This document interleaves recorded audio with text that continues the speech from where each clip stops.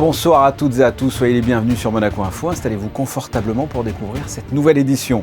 La fréquentation touristique pour ces fêtes s'annonçait bien, la 5e vague et les restrictions de voyage en ont décidé autrement. Avec nous pour développer cela, le directeur du tourisme et des congrès, Guy Antonielli. Et puisque l'on parle des fêtes, certains d'entre nous ont peut-être exagéré et ont eu la fourchette un peu lourde entre le foie gras, le chapon, la bûche dont on se serait passé en fin de repas, mais qu'on a quand même repris 2 fois. Eh bien, une diététicienne viendra à notre rescousse. Marine Grisoul nous donnera quelques conseils pour retrouver la ligne. Mais des conseils que vous allez vite oublier, et oui, on est cruel sur Monaco Info, puisque juste après la diététicienne, vous pourrez suivre la confection des galettes des rois dans 2 boulangeries-pâtisseries de Monaco. Ne loupez pas ce reportage, nos équipes se sont levées très tôt pour vous. Les fêtes de fin d'année viennent de s'achever, c'est l'occasion pour nous de recevoir le directeur du tourisme et des congrès, Guy Antonielli, bonsoir. Bonsoir Fabien. Peut-on déjà faire un bilan sur ces fêtes en principauté ? Nous avons déjà quelques chiffres qui sont moins bons que ce qu'on pouvait espérer, mais qui ne sont pas catastrophiques. Et en termes de chiffres, de résultats, qu'est-ce que vous avez comme information ? Sur Noël, la principauté réalise un taux d'occupation d'environ 30% contre 37% en 2019. Et pour le Nouvel An, un taux d'occupation de 72% contre 95% en 2019. Et la cause, ce sont les restrictions en principauté ou plus globalement la situation mondiale ? Non, c'est beaucoup plus globalement la situation mondiale.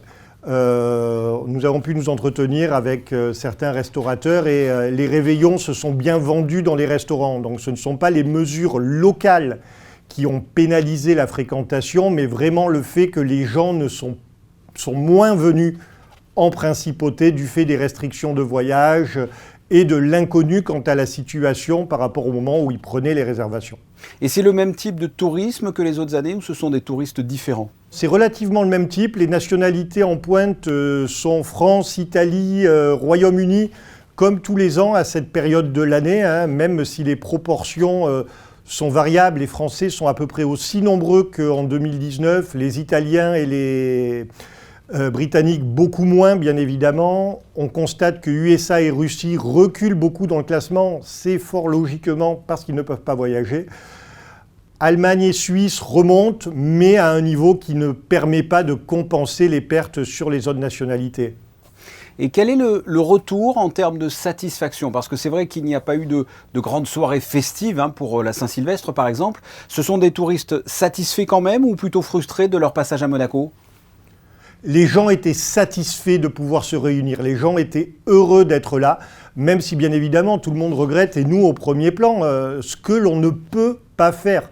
Justement, en termes de perspective, quelles sont les infos que vous avez sur ce début d'année ? Janvier va être compliqué. Comme vous le savez, le Festival international du cirque de Monte-Carlo a été annulé, qui est quand même un des points forts du mois de janvier. Heureusement, le rallye va avoir lieu.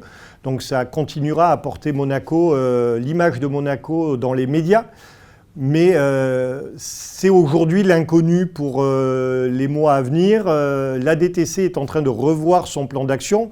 Nos actions devaient commencer en janvier et février. Et bien évidemment, nous n'allons pas commencer les actions internationales et les actions de publicité au même rythme que prévu.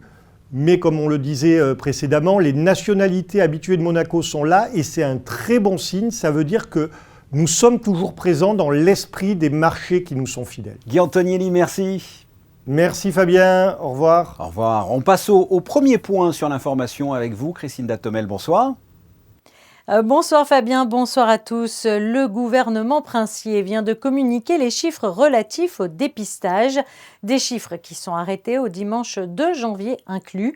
7142 tests PCR et antigéniques ont été réalisés sur des patients résidents et non résidents depuis le 27 décembre dernier, révélant un taux de positivité de 9,4%, soit un taux d'incidence de 1270. Pour info, les fêtes étant passées, on ne jette pas son sapin de Noël n'importe où. Et oui, depuis 5 ans déjà, la Société monégasque d'assainissement, en partenariat avec la direction de l'aménagement urbain, a mis en place une opération de récupération des sapins de Noël en principauté. Comme l'an passé, la mairie de Monaco a répondu positivement à la sollicitation de la SMA. Vous avez donc jusqu'au 31 janvier pour déposer, Fabien, vos sapins de Noël dans un des 11 points de collecte intitulé « Dépose sapin » répartis sur l'ensemble du territoire monégasque. Un autre partenariat, toujours en lien avec la mairie, celui de la Fédération monégasque de modélisme et la société MC Click. Effectivement, comme chaque année, ce partenariat permet à la patinoire de se transformer en circuit de glace pour voitures radioguidées électriques. Des rendez-vous à ne pas manquer et à noter dans vos agendas. Il s'agit des dimanches 9 et 16 janvier, ainsi que ceux des 6 et 20 février. La patinoire transformée en circuit géant sera disponible de 8h du matin à midi. Nous vous retrouverons un peu plus tard, Christinda, le temps de recevoir notre deuxième invité et il va s'agir de conseils pour avoir une vie plus saine ou en tout cas pour tenter de perdre les petits bourrelets pris pendant ces fêtes. Nous sommes avec une diététicienne, Marine Grisoul. Bonsoir. Bonsoir Fabien. Vous allez nous donner quelques conseils, mais avant de rentrer dans le vif du sujet, l'après-fête, le mois de janvier, c'est du pain béni, non, pour les diététiciens, j'ai envie de dire. Alors on va dire que oui, c'est sûr qu'il est important. Vous avez beaucoup de travail ? Alors on a du travail parce que c'est vrai que les gens ont des nouvelles résolutions, mais je dirais que les bonnes résolutions se prennent sur toute l'année. Et il n'y a pas que la diététique, il y a aussi l'activité physique qui est importante. Donc c'est un travail global. D'accord. D'ailleurs, j'ai dit du pain béni, mais ce n'est pas forcément un bon conseil que de proposer du pain. Qu'est-ce que vous pourriez nous conseiller ? Qu'est-ce qu'il faut faire en janvier quand on a trop abusé en décembre ? Trop abusé, peut-être qu'on ne peut pas aller jusque-là, mais c'est vrai qu'on a profité. Les moments de partage, surtout avec la pandémie, c'est très important. Donc du coup, je pense que pendant ce mois, il faut essayer de reprendre une alimentation équilibrée, se dire remanger de tout et éviter peut-être quelques produits comme l'alcool et les produits qui sont industriels ou autrement à densité calorique élevée. Et est-ce que vous avez justement une assiette type à nous proposer ? Oui, alors je vous ai préparé ça pour que ça soit bien plus clair. Donc, en fait, votre assiette, elle doit être composée de la moitié de légumes, d'un quart de produits céréaliers comme le riz, les pâtes, le quinoa, le boulgour, la semoule, et un quart de viande ou substitut, la viande, le poisson, les œufs ou autrement le tofu pour les personnes végétariennes. Si votre assiette est équilibrée, elle peut être accompagnée d'un produit laitier, donc un peu de fromage ou un yaourt, et un fruit cru, évidemment, puisque ça va diminuer l'indice glycémique, qui est aussi important. Ça va diminuer, en fait, la sécrétion d'insuline, qui est l'hormone qui engendre le stockage des sucres. Et est-ce que les conseils sont les mêmes en fonction des tranches d'âge ? On va dire que je déconseille réellement aux jeunes de faire un régime, de partir vraiment sur comme ça, une répartition qui est équilibrée et privilégier l'activité physique. Ensuite, en fonction des pathologies, on ne va pas conseiller les mêmes choses à quelqu'un qui est diabétique, insuffisant rénal, mais bien évidemment, là, il va falloir venir voir une diététicienne parce qu'on fait des enquêtes alimentaires et on fait vraiment un programme personnalisé. Là, c'est très important d'être suivi par un médecin et une diététicienne. Et en ce qui concerne le sexe, enfin je veux dire, ce sont les mêmes conseils que l'on soit une femme ou un homme ? On va dire que l'alimentation équilibrée, elle est donnée pour tous les types de personnes, autant les hommes que les femmes. C'est sûr que les femmes vont stocker de façon différente que les hommes, plus au niveau des hanches, et les hommes plus au niveau du ventre. Voilà, ça va être au niveau du stockage où ça va être différent, mais vraiment les conseils globaux, généraux de l'alimentation équilibrée, c'est sûr que ça correspond pour tout le monde. Et qu'est-ce qu'il y a de pire entre l'alcool, le gras, le sucre ? Alors déjà, je pense que l'alcool, on peut vraiment le supprimer. Et je sais qu'il y a un petit défi cette année au CHPG. Le mois de janvier sans alcool, ça peut être un bon défi pour toutes les personnes. Ça, c'est très important. Le sucre, c'est une calorie vide. Donc, elle n'apporte pas de nutriments réels. Donc, on peut aussi totalement le supprimer. Par exemple, pour les bonnes résolutions, si vous avez reçu des chocolats pour les fêtes sont finies, vous pouvez éviter de les manger. Et après les fêtes, justement, il n'y a pas que vous parlez de chocolat. Donnez-nous des conseils pour éviter de retomber dans le panneau. Oui. Alors, évitez tout ce qui est sucrerie, de grignoter, bien boire de l'eau, vraiment penser à s'hydrater et vraiment réintroduire les légumes et les fruits, entre autres crus, qui va permettre en fait d'avoir une sensation de satiété, mais aussi d'avoir des aliments qui sont faibles en calories. D'accord. Marine Grisoul, merci de nous avoir aiguillés et éclairés comme ça. Avec plaisir. Merci d'avoir pensé à moi et bonne année à tous. Également. Et nous allons faire l'inverse de ce que vient de nous dire Marine Grisoul. On est vraiment des mauvais élèves. On va vous présenter des produits avec plein de calories, mais qu'est-ce que c'est bon! La traditionnelle galette des rois, brioche ou frangipane. Il faut dans les deux cas un beau savoir-faire pour les réaliser. Un reportage de Sandrine Nègre, Vanessa Dessy et Lionel Bernardi. Passion, amour et beaucoup de patience. Voici ce qui contribue au bon goût d'une brioche des rois ici chez Costa. On mesure combien chaque phase a son importance car on élabore la pâte bien sûr, avec des ingrédients choisis minutieusement et auxquels Marc Costa est fidèle. Le beurre, du citron de pays non traité, sans oublier ces raisins notamment incorporés au fur et à mesure. C'est tout un savoir-faire qui a été transmis par papa et c'est un savoir-faire qui a plus de 60 ans, tout simplement. C'est une véritable tradition et nous on la respecte d'autant plus qu'on ne commence jamais avant le 1er janvier. Ce qui fait la saveur, c'est la fermentation. Il faut savoir faire vieillir des pâtes. Ces pâtes-là, on les fait aujourd'hui, je les ai pétries il y a 3 jours. Il faut les laisser vieillir, ainsi de suite, de façon à prendre tous les arômes. La préparation va reposer avant d'être travaillée. D'autres étapes vont ponctuer et rythmer la réalisation avant d'arriver sur cette table où l'on va faire briller la brioche et poser les fameux fruits confits. Que les collectionneurs de fèves ne s'en fassent pas, elles n'ont pas été oubliées. Elles se veulent d'ailleurs très pédagogiques. Avis aussi aux amateurs de frangipane, elles sont bien là.